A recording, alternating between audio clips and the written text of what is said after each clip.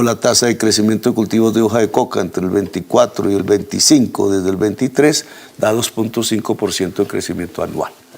Una tasa baja que tiene que volverse negativa. No grito de optimismo porque ya prácticamente no crecen los cultivos de hoja de coca en Colombia, porque lo que se trata es de disminuirlos y sustancialmente. Esto va un poco en contra de la tesis de desertificar a Colombia. Nunca se debió haber hecho eso. Si había algo de qué preocuparse, pues arrancó en diciembre, abril del 2020. Hemos logrado salir de esa etapa.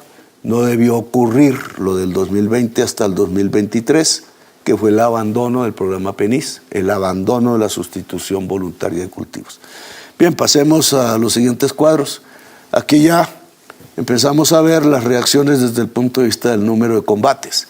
Obviamente, toda la fase de caída de la conflictividad en el proceso de paz de Santos trajo como consecuencia una caída de los combates hasta el 2016-2017, fue el menor momento. Se mantenían 166, 167 combates al año. Y una vez se hace triza la paz, pues empiezan a crecer los combates hasta llegar a niveles en el 2019-2020 de 500, 470. Cuando nosotros retomamos la posibilidad de la paz, volvieron a caer a 295, pero el abandono de la paz de muchos grupos que hoy pues están en actividad armada ofensiva, no todos, pero la mayoría, pues otra vez nos hace retomar los combates a los niveles que tenía Duque, con unas cosas que hay que aclarar y que la ciudadanía debe tener. De 1.404 combates que se han librado en mi gobierno, desde el 7 de agosto hasta el 17 de noviembre del 2025, miren esta cifra. ¿Quién dijo que la fuerza pública se quedó quieta? Mentiras. Son 1.404 combates. Pero en esos combates solo ha habido 13 bombardeos. Es decir, la decisión de bombardeo que la toma el presidente de la República. Muchos de estos combates a veces son encuentros, incluso por el azar. Otros son planificados, pero el presidente de la República toma la decisión en lo que yo llamaría las acciones estratégicas y ofensivas de la Fuerza Pública de Colombia. Yo tomé la decisión del Plateado, por ejemplo, por lo que sabíamos de las circunstancias de esa región, de ese poblado en el Cauca, de Argelia, corregimiento de Argelia. Pero de 1.404 combates solo hemos tenido 13 bombardeos. Como porcentaje de los combates, solo el 0,9% tiene bombardeos. ¿Por qué? Porque es el uso de una mayor potencia y obviamente tenemos que tener cuidado de la población civil. En todas hemos tenido el cuidado suficiente para que no caiga población civil en los combates. Eso se llama el principio de distinción en el derecho internacional humanitario, para lograr el máximo de pérdida estratégica, no en número de combatientes, sino básicamente en que caigan mandos responsables, capos le llamo yo, de la actividad violenta. En esos 1.404 combates se han neutralizado. ¿Qué se llama bajo esa palabra neutralizar? Capturas, personas que mueren, que no son la mayoría. De los 13.666 neutralizados, han muerto en desarrollo de estas operaciones militares 631, como ven ustedes en el cuadro.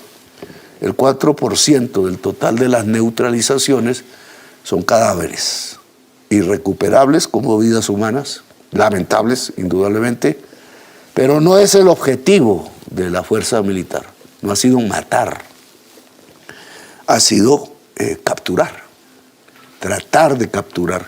Cuando estamos hablando de 13.666 personas, la mayoría, 13.000 capturadas, estamos hablando de un golpe estratégico a los grupos armados del narcotráfico, que ya hoy la violencia es alrededor de las economías ilícitas.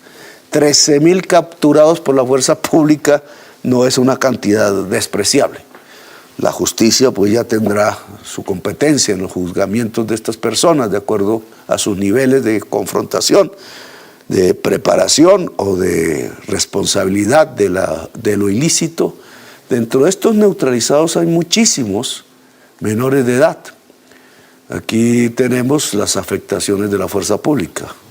Lograr 13.000 capturados y 666 personas que han muerto del otro lado de los grupos armados del narcotráfico trae una consecuencia en las fuerzas militares, que es el crecimiento en el tiempo, entre más se profundiza la acción, de caídas también de personal, entre heridos, que son 1.760, aumentado en el tiempo, con 369 personas integrantes de la fuerza pública que han muerto en los combates, muchos asesinados. Ahí hay una diferencia terminológica, pero cuando, por ejemplo, el Clan del Golfo mata a un policía que está por ahí, no en actitud defensiva, pues eso es un simple y puro asesinato de una persona que está en estado de indefensión, incluso es un crimen de guerra si se vuelve sistemático. Este es el costo del Estado y de la gente que integra la Fuerza Pública Nacional en la lucha contra los grupos armados del narcotráfico. Si uno contara desde el principio, en los 50 años, la cifra es terrible. Si uno contara los civiles muertos alrededor del tema del narcotráfico por cualquier razón, la cifra se eleva a 300.000 personas muertas desde hace 50 años, con un nivel muy alto que hubo en el 93, medido por tasa de homicidios. Nosotros tenemos la tercera parte de las personas que murieron asesinadas si la comparamos con el año 93, cuando la población colombiana pues era mucho menor. Seguimos en estos cuadros aquí, pues propiamente el tema del apoyo aéreo y los bombardeos. Hay dos formas de usar el bombardeo. La interdicción aire-tierra, que es ofensiva porque tiene el propósito de desviar, interrumpir, retardar o destruir el potencial militar enemigo. Incluso se puede dar sobre campamentos de fuerza, vamos a llamarla con esa palabra, enemiga. El apoyo aéreo cercano, término técnico, es cuando la finalidad es neutralizar o destruir las capacidades enemigas que se encuentran en la proximidad de fuerzas amigas. Es decir, en este caso, pues de la fuerza pública. Es un concepto general, técnico, internacional. El apoyo aéreo cercano es cuando viene una columna de rivales militares, en este caso grupos del narcotráfico, a atacar una unidad militar, y entonces se usa el bombardeo. Es exactamente lo que pasó en el Guaviare. La acción del Guaviare se llama apoyo aéreo cercano porque íbamos como Estado a defender a muchachos, soldados que estaban a 285 metros de una fuerza 6 o 7 veces superior desde el punto de vista de personas armadas, todas completamente armadas en medio de la selva.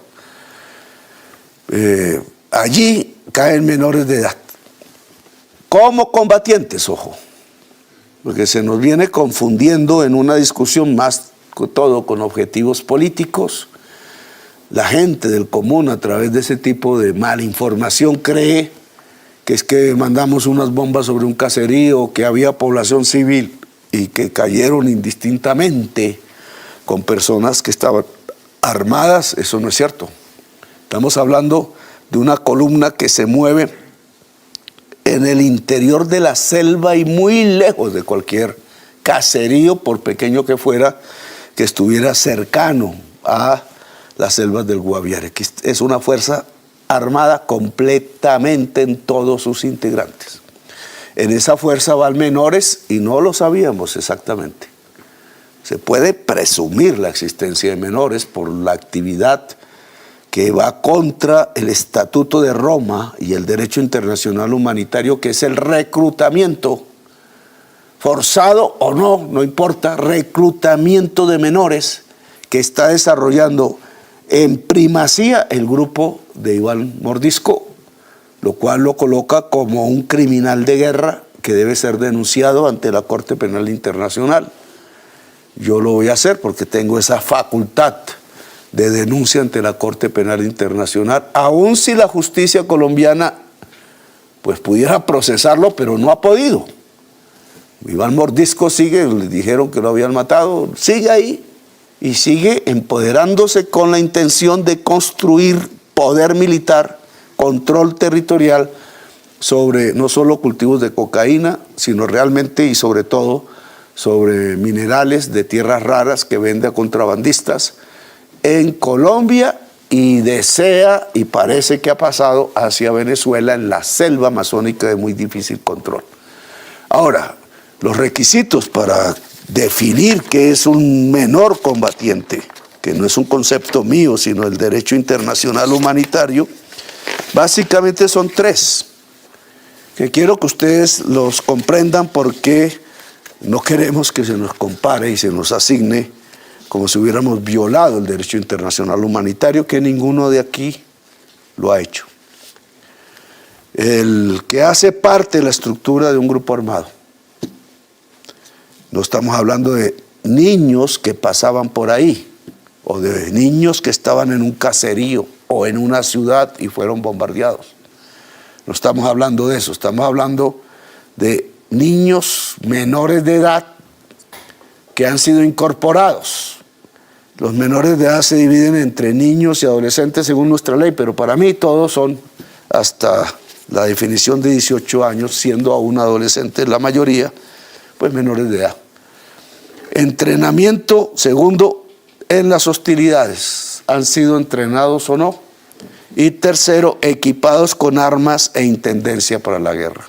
Estamos hablando de menores de edad que fueron reclutados y integran un grupo armado, que han sido entrenados y que mantienen en ese momento un equipo de armas y de intendencia para hacer la guerra. No soy partidario del tema de que son máquinas de guerra, son víctimas. Son víctimas, pero se les denomina menores combatientes. Nosotros queríamos destruir menores combatientes, no. La mayoría en los 1.400 combates que se han tenido y que mencionábamos antes, la mayoría de esos 13.666, en un porcentaje elevado, han sido menores combatientes. Y se les trata tal cual el derecho internacional humanitario, es decir, no como un combatiente adulto, no, se diferencia. En la terminología se les vuelve prisioneros de guerra y se liberan. Se liberan a instituciones que puedan educarlos, que puedan cuidarlos, a sus familias si es posible, y a las comunidades, en el caso de niños indígenas, pero la inmensa mayoría del gobierno, mi gobierno, ha logrado recuperar 2.411 menores de edad. Muchos menores combatientes y se han entregado, ellos no se capturan, se ponen presos, etcétera. La mayoría se entregan a sus comunidades. Bien, en las cifras que tenemos de estadísticas de reclutamiento forzado, en este año se ha disminuido en un 34%. Te quiero dejar aquí una idea, y es que se dice que abandonemos el bombardeo porque efectivamente hay riesgo. Si abandonamos el bombardeo por la razón de que los capos de los grupos armados reclutan niños para que no sean ellos atacados, una actitud cobarde criminal, cobarde porque se protegen es con menores de edad, como lo hemos visto ya, entonces ellos van a reclutar más niños, porque saben y han entendido que entonces la forma de que no los ataquemos con fuerza, que es la fuerza que nos da el bombardeo, como jefes que son del narcotráfico en Colombia, es reclutar niños. Y sería un mensaje contradictorio, en vez de reducir el reclutamiento, como en este momento lo llevamos respecto al año pasado, el menos 34%, aumentaría mucho más, y el riesgo de muerte de niños aumentaría, y de menores en general combatientes. Entonces, Este cuadro es el Guaviare, vamos aterrizando al tema, el Guaviare, el Meta y el Caquetá.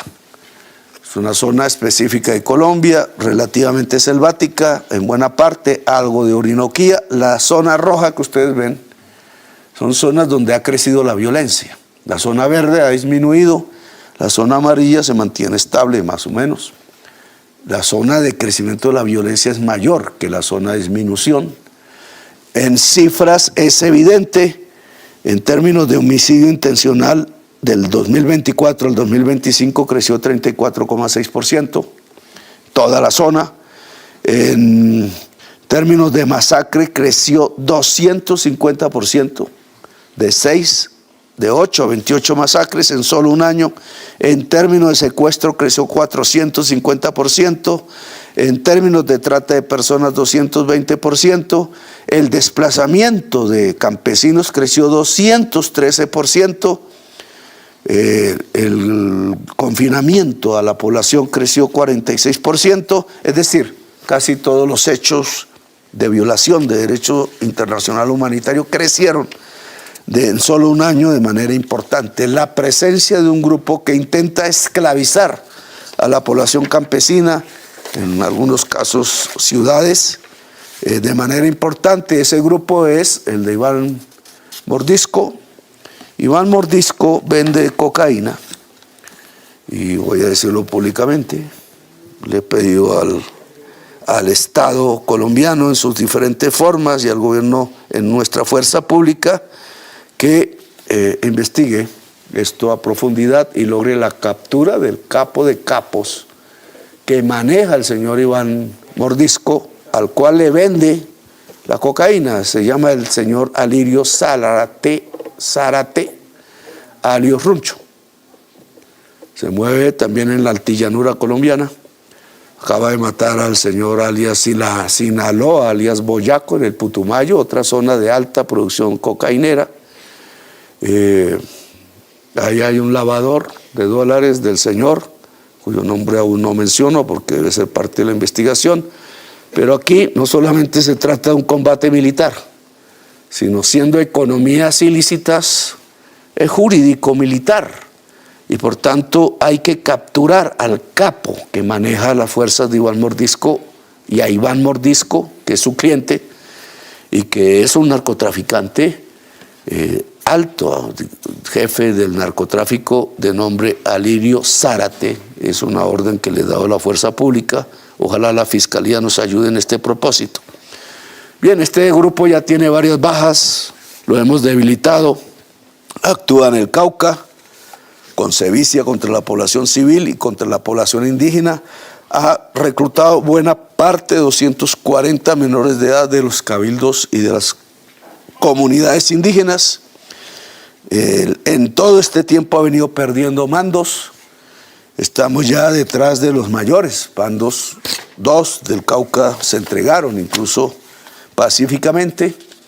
Estas son noticias sobre todos los temas de las gentes de Iván Mordisco. Creo que todo el mundo sabe las bombas que pusieron en Cali, las tomas de pueblos en el Cauca, la muerte de 8 religiosos que eran líderes sociales en el Guaviare, la lucha cuando se mostró un video en una guerra entre estos dos grupos, alias Calarcá y alias Iván Mordisco, de muerte.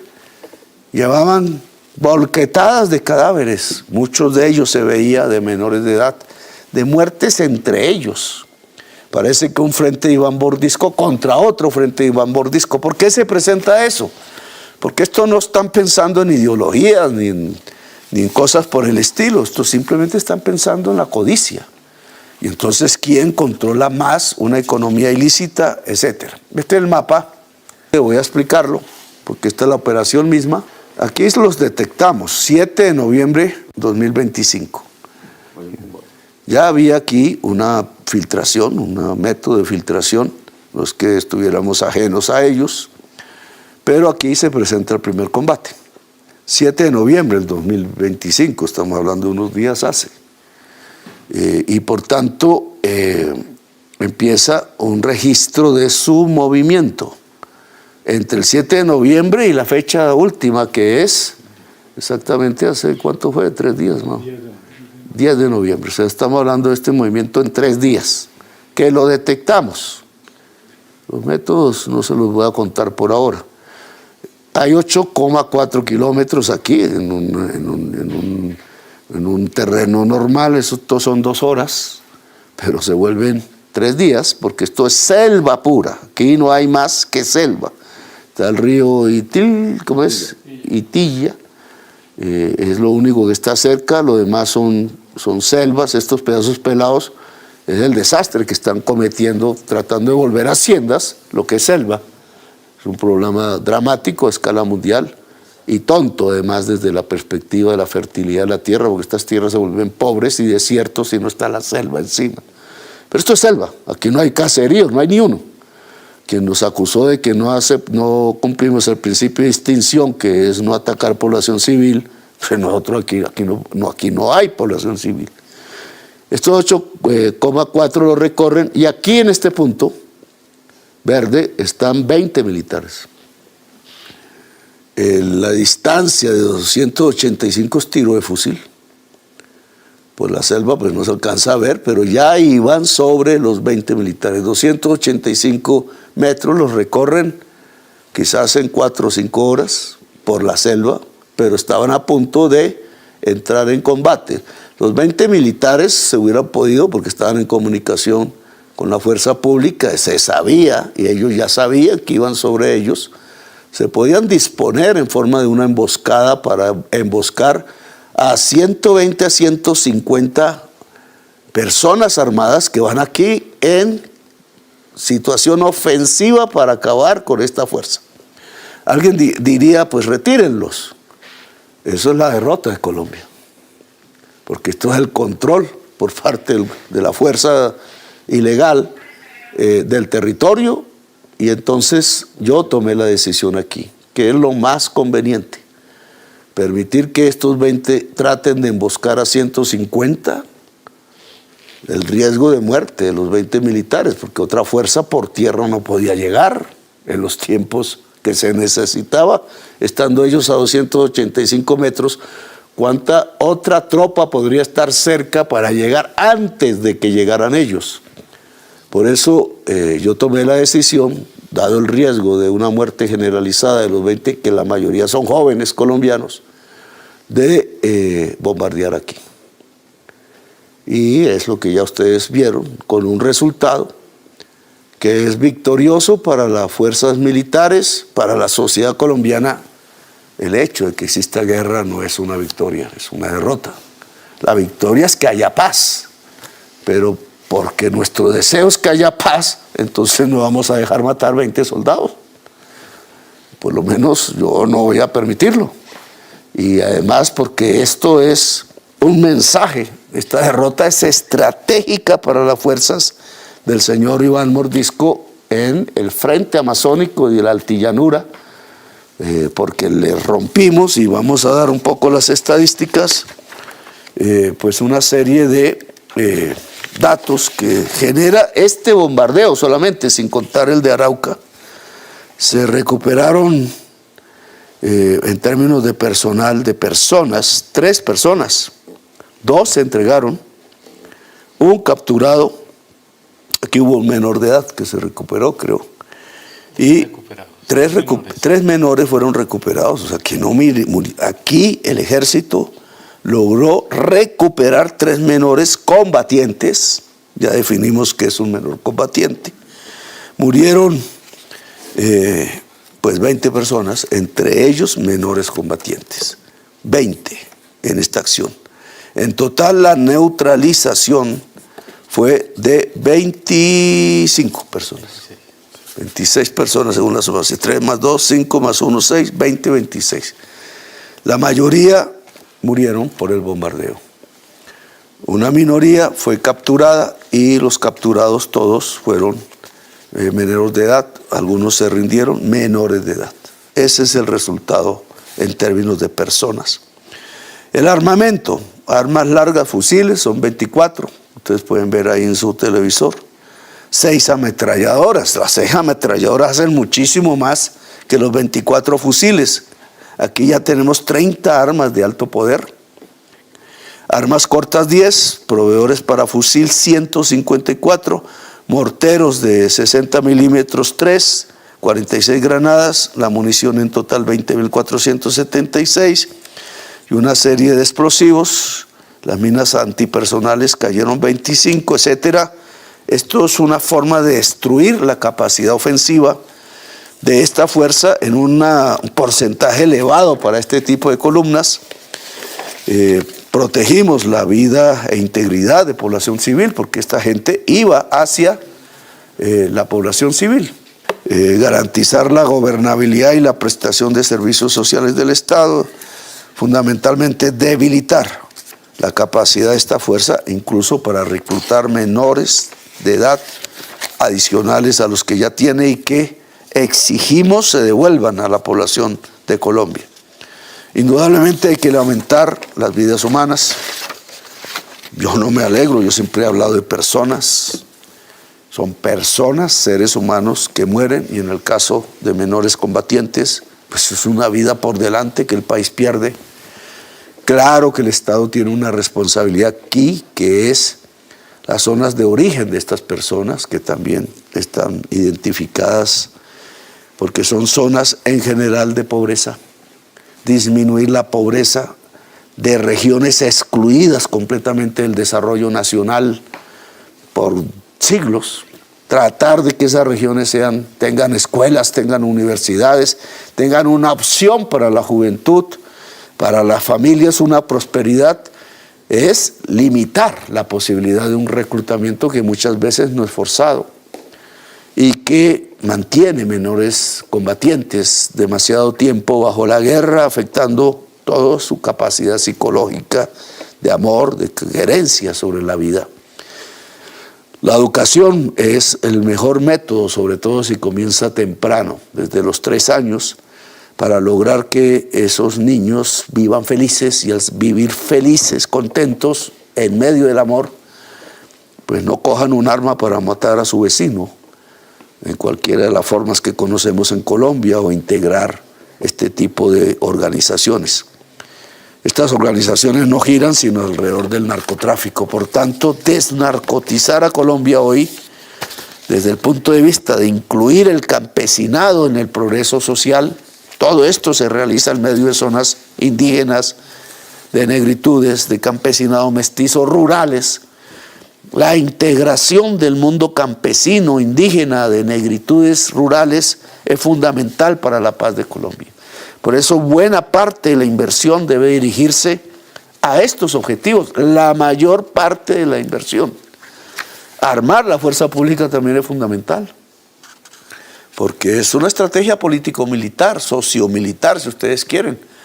Mientras logramos que la sociedad colombiana toda y sus fuerzas políticas entiendan que es un esfuerzo de justicia social lo que hay que hacer sobre buena parte del territorio rural de Colombia y urbano, en los barrios pobres. Creo que ahí había un menor de edad de Bosa, no solo es solo del mundo rural. Es fundamental, pero también armar el Estado para tener la capacidad de disuadir la acción armada contraria narcotraficante. Y es lo que estamos haciendo también, que ya es el tema de por qué compramos, por ejemplo, una flota de aviones Gripen. Yo he pedido que se publiquen todos los datos de los contratos, porque también en el día de ayer hubo una avalancha de desinformación. El contrato se firmó hace unos días. Y en esa medida, decir que recibimos comisiones es una tropelía completa.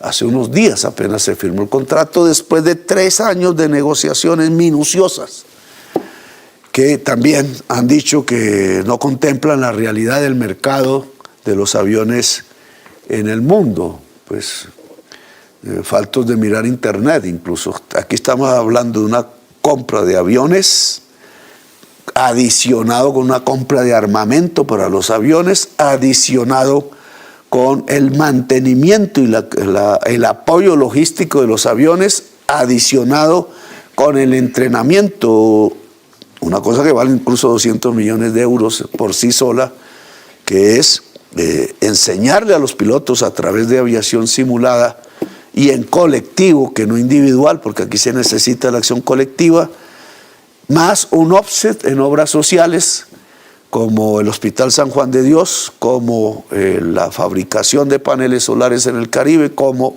agua potable para La Guajira.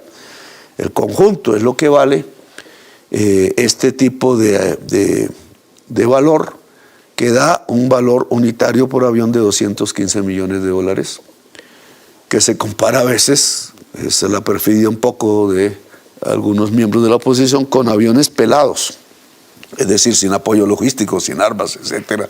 Y dicen, mira aquí la falla. No, esto aquí al máximo. Y le pedí al Estado sueco, que tiene una alta calidad en transparencia, que cualquier funcionario que se acercara a pedir comisiones fuera denunciado a mí mismo, porque no aceptaba un solo euro de negociación con una necesidad que tiene Colombia, que es reemplazar su flota de Cafir, que tiene 50 años, está a punto de quedarse en tierra, por una fuerza disuasiva, que es fundamental, ojalá no se utilizará nunca, disuasiva fuera de Colombia o al interior de Colombia, de ataque a la sociedad colombiana. Antes de concluir, el señor presidente de la República se referirá a un tema específico que ha sido objeto de debate público. Desde hace décadas nuestro sistema de salud carga una crisis profunda. Intermediarios que hicieron de la enfermedad un negocio, familias enfrentadas a barreras injustas y decisiones financieras puestas por encima de la vida. Una salud vuelta a negocio.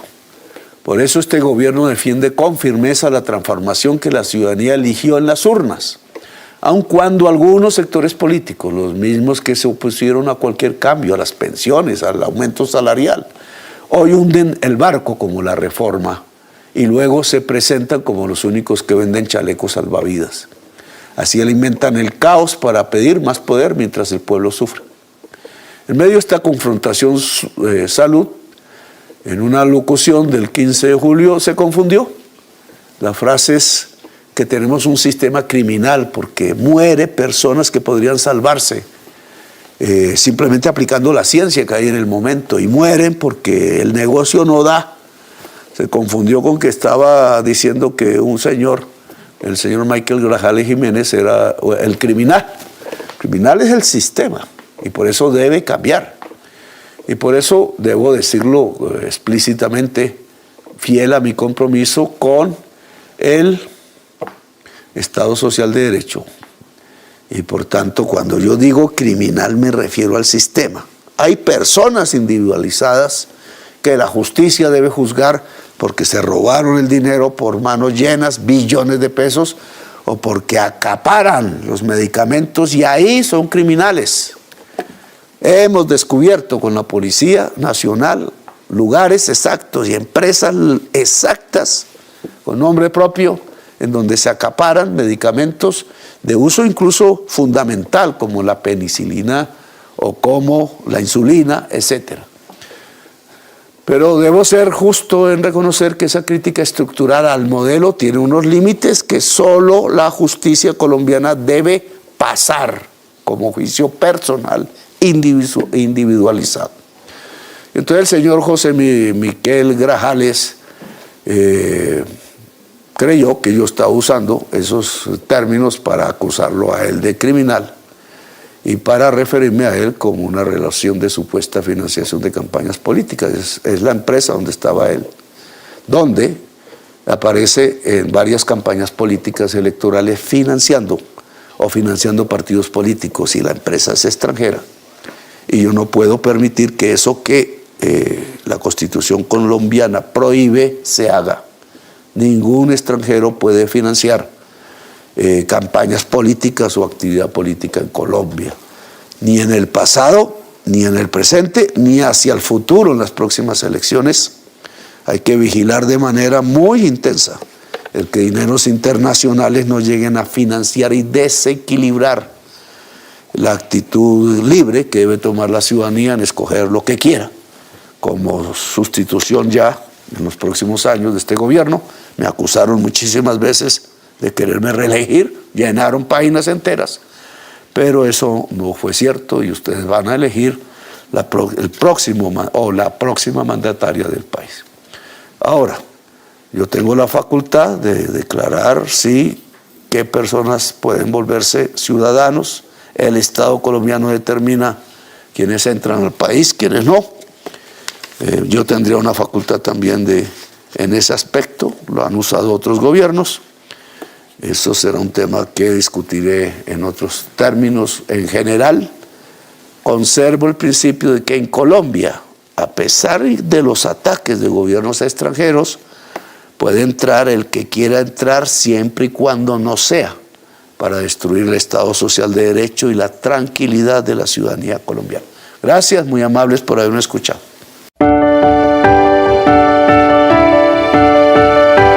La anterior fue la locución del señor presidente de la República, Gustavo